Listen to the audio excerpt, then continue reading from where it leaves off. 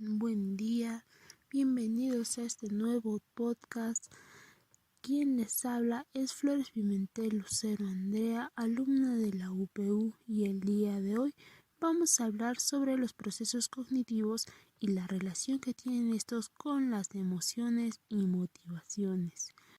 Bien, iniciemos con la biología de las emociones. Cabe recalcar que las emociones son reacciones que todos experimentamos, pero que no todos controlamos adecuadamente, y hay que recordar que un mal manejo de estas puede acarrear un bloqueo o incluso una enfermedad. Las emociones en sí son respuestas o reacciones fisiológicas de nuestro cuerpo ante cambios o estímulos que aparecen en nuestro entorno y en nosotros mismos. La palabra emoción significa movimiento hacia.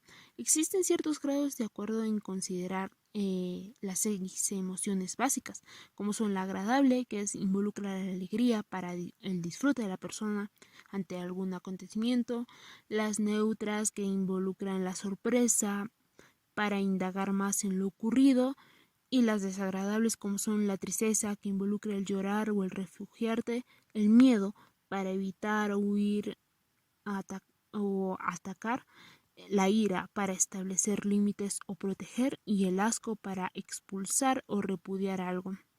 Las emociones nos van a servir para poder aprender, para poder relacionarnos con los demás y para actuar.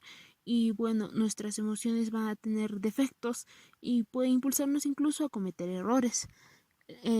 Sentir es un privilegio, y aprender a identificar y expresar nuestras emociones nos va a ayudar a acercarnos a nosotros mismos y a quienes amamos.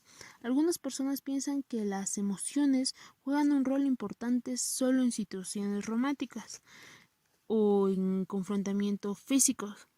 En realidad, las emociones están en todos lados. Nos ayudan a tomar decisiones, entender el mundo o incluso las circunstancias en nuestra interacción. Es esencial hablar más que nada de Darwin cuando hablamos de emociones biológicas o la interacción que tienen con la biología. Recordando que Darwin basaba biológicamente sus premisas a establecer los movimientos corporales y las expresiones faciales, pues éstas llegaban a cumplir un papel importante en la comunicación entre los miembros de una especie, transmitir información acerca del estado emocional del organismo. En sí, las emociones, así como las expresiones de sí misma, son innatas, aunque se admite que la posibilidad de algún factor externo pueda llegar a influir en su aprendizaje. Precisamente esta posibilidad de influencia de los factores de aprendizaje va a permitir que las emociones evolucionen a través del tiempo para incrementar la posibilidad de que el sujeto o especie se adapte a las nuevas características del ambiente o entorno.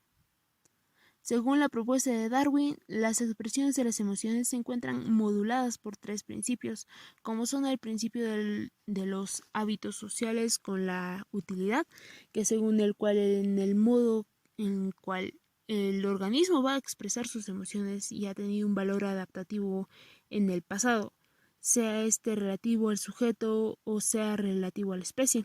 Según Darwin, las expresiones emocionales fueron originalmente aprendidas y a causa de su utilidad se convierten en innatas, transmitiéndose de generación en generación, es decir, se produce una evolución desde los hábitos aprendidos y heredados. La segunda es el principio de antítesis, según el cual se argumenta que la expresión de las emociones opuestas implica también tipos opuestos de conductas. Además, cuando un sujeto siente un estado directamente opuesto al que requiere la situación, experimenta una tendencia involuntaria a expresar conductualmente ese sentimiento, aunque no tenga en claro un valor adaptativo para sí mismo.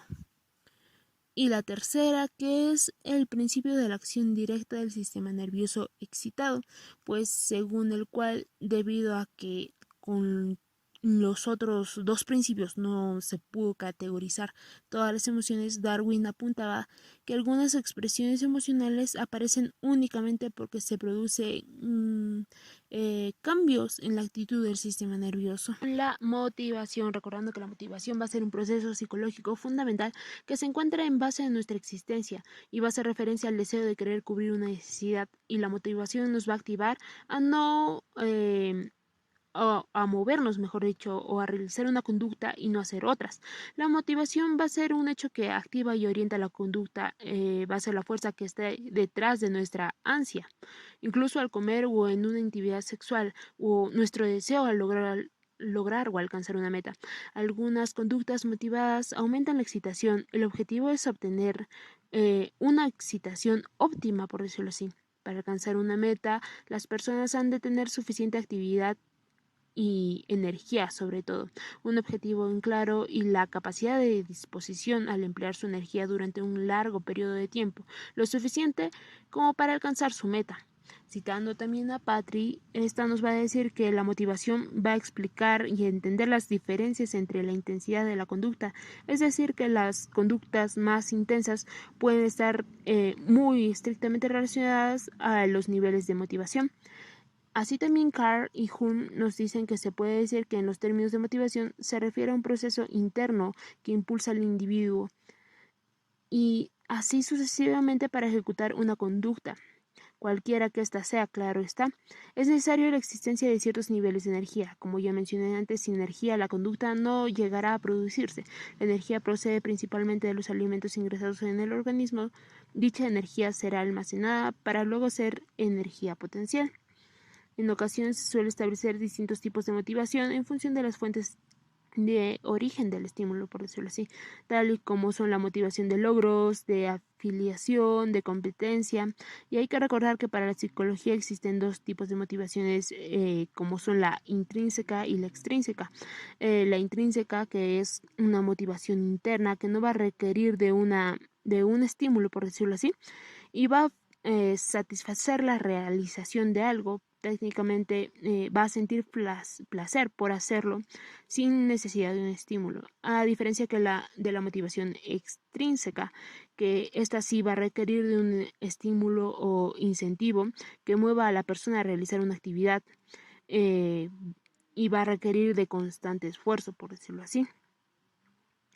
Cabe recordar y recalcar que hay distintas características de la emoción para ejecutar en la conducta, claro está, y la activación, en caso de las activaciones, la conducta abierta o manifiesta es una de las propiedades que mejor define la activación. Hay otro tipo de propiedades que también definen la motivación, que son o mejor dicho, la activación, que son las características activadoras de la motivación, que tienen que ver mucho con la persistencia, así como también hay otras que tienen que ver con el vigor y la intensidad de la conducta. Hay que recordar que la dirección de esta para Birch y Bongor, así como Atkinson, en 1974, en una sola palabra, es el estudio de la motivación, lo que va a interesar en observar y la dirección que ésta puede llegar a tomar en una conducta. Recordando las naturalezas de la caracterización y de la motivación, podemos decir que va a definir, que va a iniciar y mantener y dirigir la acción de un sujeto para lograr un determinado objetivo, claro está, y va a explicar la intensidad de la dirección y persistir en un esfuerzo y va a tener una construcción psicológica no observable. Ya pasando a su clasificación de la motivación, podemos decir que van a ser dos clasificaciones en específico, como son los biológicos primarios o innatos, que va a estar relacionada a la subconsciencia del individuo como esta especie, o sea, subsistencia para poder sobrevivir, y los sociales y aprendidos, que están determinados por las culturas y las sociedades, que van a jugar un gran rol importante en las emociones y motivaciones, claro está, y pueden ser manipulados creando necesidades, claro está. Hay distintos tipos de motivaciones sociales, como son como ya mencioné antes, del logro, de afiliación y de poder. Pasamos al último tema, que es la toma de decisiones. Cuando hablamos de toma de decisiones, podemos decir que esta va a ser un proceso mediante el cual se realiza la elección de la alternativa correcta, y su proceso va a contar con la planeación, organización, dirección y control de esta.